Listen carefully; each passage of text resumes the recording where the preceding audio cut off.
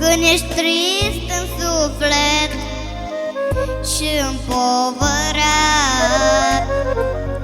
mama te așteaptă cu lacrimi pe obraz.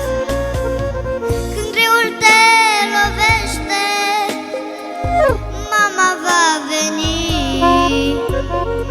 să șteargă lacrimile, numai ea va ști.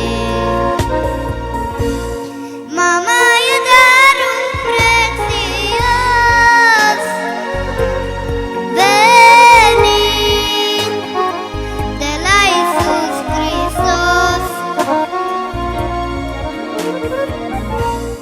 Ea e cuvântul cel mai scump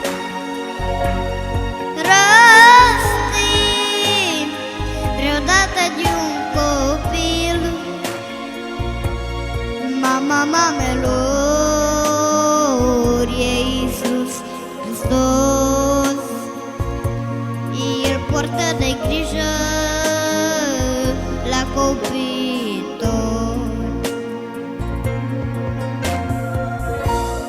Mama e darul prețios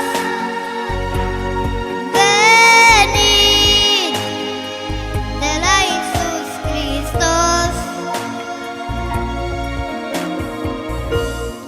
Ea e cuvântul cel mai scump rostit vreodată de un copil. Mama mamelor e Iisus Hristos, El poartă de grijă la copiii tăi.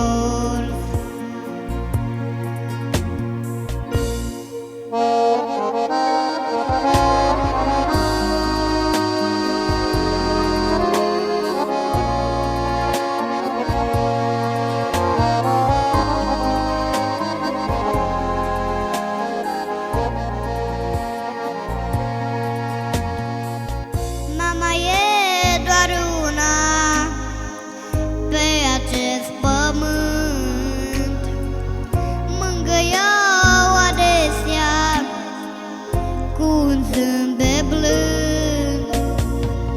Cât este cu tine poți să o mai alin, dar va veni un mâine când după ea suspin.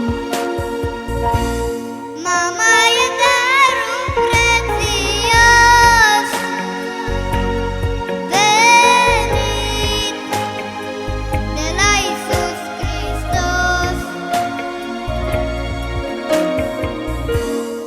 Ea e cuvântul cel mai scump rostit vreodată de un copil. Mama mamelor,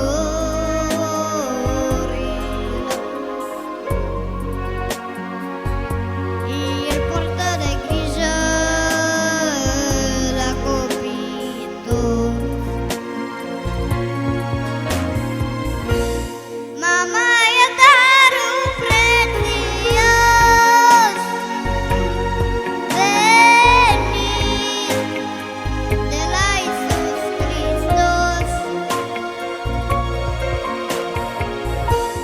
Ea e cuvântul cel mai scump rostit vreodată de un copil. Mama mamelor